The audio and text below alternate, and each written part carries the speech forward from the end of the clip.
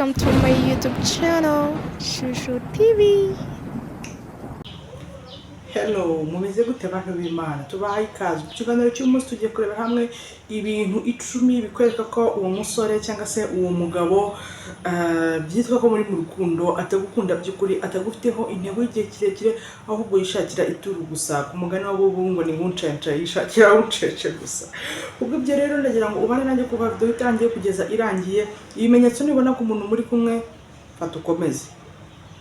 Nimba wari uzi ko ugiye kumwiha mu buryo bwo kugira ngo umugandukire, umwereke yuko ntacyo utakora kuri we ibi bimenyetso birakwereka ko nta gahunda agufiteho y'igihe kirekire. Twibuke ikintu kimwe, umusore muryamana agira ngo yishimishe, umukobwa nawe akaryamana n'umusore agira ngo amuprovinge, amugaragarize ko amukunda by'ukuri. Kubwo ibyo rero nubona afite ibimenyetso bumba ifate. Tubahaye ikaze ni kuri Shushu TV nk'ibisanzwe. Kora subscribe twiyungeho, ukoreshe iki kiganiro nuramuka ugize icyo ucyungukiramo kikagufasha. Muri commentaire umbwira ibintu nimba usanzwe uri kubibona kuri uwo muntu muri kumwe, nimba ubona hari ahantukewe cyangwa urabuye hakiri kare bitaragera amazi ataragera iwa ndabaga, harya ariko bavuga ibintu bitaragera iwa ndabaga, sibyo?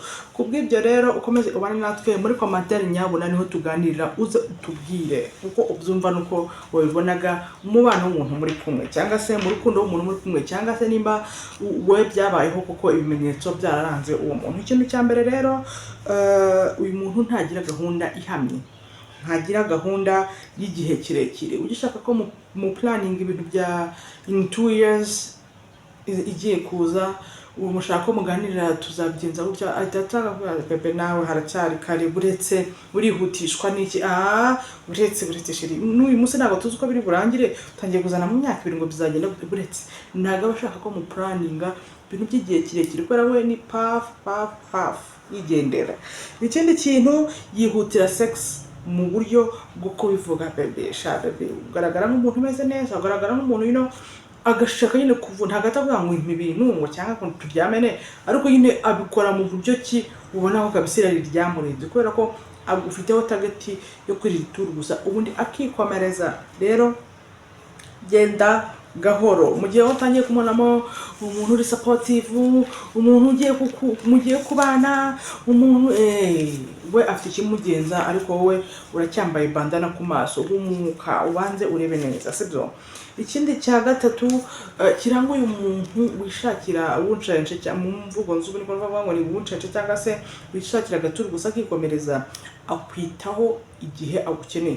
Hari igihe uri muri relationship n'umuntu mukundana, uzi ngo ibintu turakundana, uyu munsi ugashira, cyumweru kigashira, bibiri bigashira, bigatatu ufite boyfriend cyangwa ufite umugabo cyangwa ufite iki, umuntu nyine mubirimo muri iyo minsi, ariko igihe we agushaka akaba ari bwaboneka, ariko we igihe umukeneye nk'umubone.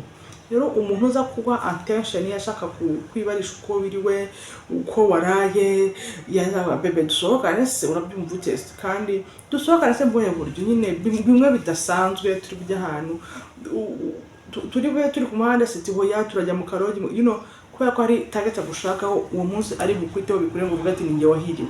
Kandi subiza amaso inyuma urebe iyo attention ari kuguha ese n'igisanzwe cyangwa uryo uri menge. Muri commentaire tubwire ibintu nawe ujye ubibona. Hari abantu uzi bijya bibaho, umuntu agashyuha ati ninjye ufite boyfriend, ninjye tumva tugiye kubwubakana, yamara kumurunguruka ejo ukahita ubona yateye iva ahandi, umukobwa yarakoze icyo ashoboye cyose. Kumva ni ikibazo gikomeye cyane. Ikindi kintu kikoreka ko yishakira agaturu gusa, nta kindi kiri kumugenza, sibyo? Yirinda ibiganiro bifatika. Ukicara bebe, ariko urabona umwaka rero urashize, waramugoye wanze kumugera ku ngingo, umwaka urashize, buriya ntabwo twatangira gupanga kuntu mu minsi iri imbere waza tukagira ukuntu dupanga imishinga, ukacakira icyo gukora kugira ngo tuzabane, mfite nk'ikintu nkora, ntazajya nkugora, ntazajya nkusaba n'umunyu n'iki n'amavuta. Ibyo bintu byitarutsa kubi, kubera ko ntago abashaka izo plan zawe uri kumuzana, wowe ntago arizo abafite. Wowe ushaka kumubona, ukamubonamo umuntu uri supportive, ukamubonamo handsome, ukamubonamo umuntu uri humble, ariko afite ikindi kintu kimugenza, aricyo turi kuvugaho. Igihe uri kubona rero bimeze gutya, ugishaka ko muvuga ku ngingo ifatika, ukabona arakwitarutse, nawe genda gakeya kubera yuko ni hatari. Ikindi kintu hano kinakomeye kikwereka ko akwishakiraho gahunda yonyine ubundi akikomereza, ntashobora kukwereka inshuti, ntashobora kukwereka n'imiryango, ntashobora. Ubundi umuntu muri gukundana rwa rukundo rw'intego, rwa rundi ruvuye mu kujagarara, rwa rundi ruvuye muri nsohokana nkoreshereza inzara, rwa rundi ruganishije kuba yagushyira mu mago mu rugo. Abahagaze ati bebe tuzajya mu rugo ryarese, ufite umwanya ryarese, nimba uri umunyeshuri cyangwa ukora iki, ufite umwanya ryari nteguze mu rugo nzajya kwerekana. Aya ni amaniga yanjye, izi ni inshuti zanjye twigana, barebe bano umva umbura ubambaza, aba ningira nkugire nibo nshuti zanjye. Rero umuntu utagukunda ufite ikimugenza, nta nubwo atuma umenya ko, nta nubwo atuma hari undi muntu umenya ko ari mu rukundo, ntashobora. Kugira ngo aze akore ituru yigendere nta n'ikimenyetso asize. Nuza no kumugera agahinda azavuga ati inshuti zanjye uyu muntu harano mumuzi ko mubonye ntiyamwese ko mumubonye. Inshuti magara bazavuga ati sha nareba handa ajya aho umusani wacu ntabwo wabikora. Subwira muri commentaire byo nimba byarakubaho cyangwa se hari abandi bantu uzi bijya bibaho kuguca inyuma kugira bimwe mu bimenyetso bigaragara ko ari umuhehesi, ari umushurashuzi, ntukabyirengagize. Hari igihe umusore nk'uwo aba atari we wenyine abeshya, yarabigize umuco, ashaka kuba bari tazari w'i Rwanda cyangwa w'imahanga bitewe n'aho video uri buyirebe uherereye, ashaka kuzenguruka abana bose kandi shaka itangaje kinambabazo zicyo aricyo. Nuko usanga umusore nk'uwo cyangwa se umugabo nk'uwo ufite iyo mico yifuza kuzashaka umwana w'umukobwa ukiri isugi, akifuza ko umwana w'umukobwa cyangwa umugore we nta wamukoraho kandi abani yarabamomote. Ariko Imana hibera igitangaza, ntabwo igihugu uzi uririrwa usambanya n'abakobwa abandi uzashaka nawe wakuyemo indi 10. Uririrwa ukora ibintu n'ibindi bidafite pfa na ruguru, nawe icyo ukoze nawe nicyo uzasanga imbere in return, niko bizakugendekera for sure. So rero nimba uwo muntu wawe ari kugaragaza ibikorwa ukabona uramukeka, ukabona urabona ari kuvugana n'abandi bantu, make sure ko ibyo bintu ari byo cyangwa atari byo. Nusanga ari byo genda gakeya kubera yuko ntabwo byoroshye. Ikindi kimenyetso rero kikugaragariza ko uwo muntu wawe arishakira agaturo, arishakira wuncenje ubundi akikomereza, ni ukudafata umwanya wo kukumenya. Ubundi si nkubeshye, umusore ugiye gushaka umukobwa, ugiye kumushaka ngo amugire madamu, amushyire mu rugo, akora iperereza kurusha iri gukurikirana umunyacyaha. Ninde wo kwande wo kwa kanaka, yiza ngahe, akigara afite iyihe mico, ese ntiyabyariye iwabo, ntabwo aza kubwira ngo ukora iperereza. Ariko nayo makuru yamenye ukamenya ko afite, niba ari pasi babahaye, niba ari ahantu mwahuriye ukamenya ko ajya abaza inshuti zawe amakuru yawe kwerekera. Rero umuntu ugukunda muri kumwe ukabona nta kintu yitayeho, arakuza kuko akubona niko akubona, nta kubaza abavyeyi bawe, nta kubaza niba ufite inshuti, na kintu cyawe na kimwe yitayeho. Afite ikimugenza tagati nowe gusa, yamara kurasa ku ntego ukamubura mu myotsi nk'inenje. Agusaba ko subscribe rero kugira ngo utwiyungeho, hanyuma ukore share kuri kiganiro, uburire abandi bagenzi bawe bacane ku maso, bakanure nyabo. Ibyo bintu muvuga ngo urukundo ari mu ngiye sometimes ntabwo njya mbyumva. Urukundo ruba rubona ahubwo y'amaso ababona, ahubwo intekerezo nizo zigenda zikazindara zikanga kwemera ibintu kandi nabyo zabonye. Rero different ukaba wazibonye ariko ukabyirengagiza.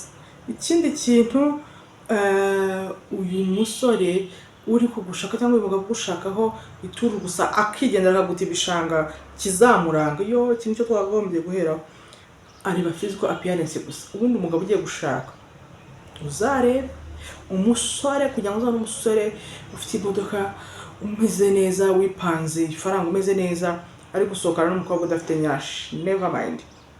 Agomba ashaka umusore umugore cyangwa umukobwa ufite nyashi zingana zitya, agenda agira gutya, yemeza abahisi n'abagenzi, ufite agafesi keza cyane gatangaje.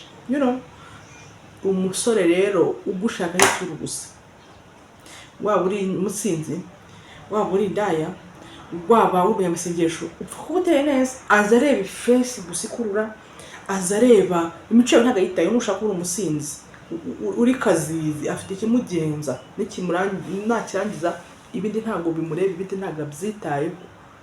Ntabwo yitaye kugurasenga, ntabwo yitaye ngo ugiriye mico, uvuga gute, ufite ababyeyi, ufite indangagaciro zo kuza wavamo umumama muzima, ibyo ntabwo abyitayeho, yitaye kugaragara inyuma, sitwuti kiriya cyana ndakireba inkonda zigatakara, n'ubwo buryo baba bivugisha. Akurikira physical appearance yawe cyane kandi mu buryo nawe ugaragara.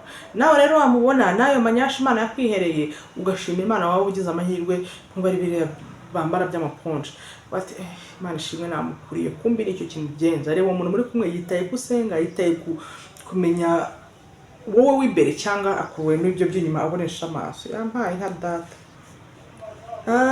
Ikindi kandi uyu muntu ntabwo yita ku byifuzo byawe, ni nyamwigendaho, aba yikunda, aba yirebaho gusa, akwibuka ari uko akeneyeho serivisi, akwibuka uwo munsi nyine muri gusohokane nibwo ahera mu gitondo ahinga, nibwo ahera mu gitondo yandika message, nibwo ahera mu gitondo akwitaho nyine, ukabona nawe ntibisanzwe, nawe ubwo buritunguye. Umuntu yawe namenye ikimugenza, menya misiyo ye mu buzima bwawe, nawe ugende gakeya. Ikindi kintu rero twasorezaho, uyu muntu agira imyitwarire ihinduka. Uyu munsi uramubonamo umugabo muzima uhamye, ejo ukamubonamo cheaterman cyangwa se umuntu ucitinga, sibyo? Ejo ukamubonamo ko ashaka kuba imbyaje n'uwo turi kumwe, ntubyizere. Ejo ukabona ko menya nuko iminsi idasa, uyu munsi ndabona ameze neza. Umuntu uhora ahinduka gutyo, nuko hari ibyo badashaka kumumenyaho bitewe na misiyo agufiteho, bitewe n'icyo agushakaho. Umbabarire umbwire muri commentaire nimba ibi bintu byarakubayeho cyangwa se hari umuntu uzi byabayeho, umbwire n'ibyo umenye ku muntu muri kumwe, nyabuna umbwire nimba ufungutse ku maso cyangwa se ugiye gukomeza guhumira bamara kugurya ituru ukazaza kuvuga ngo kandi ishusho yari yarabitubwiye. Aha ngayo nguko reka nigendere. Biswa mama mukore subscribe mwapfura ngo turabakunda cyane. Bye bye.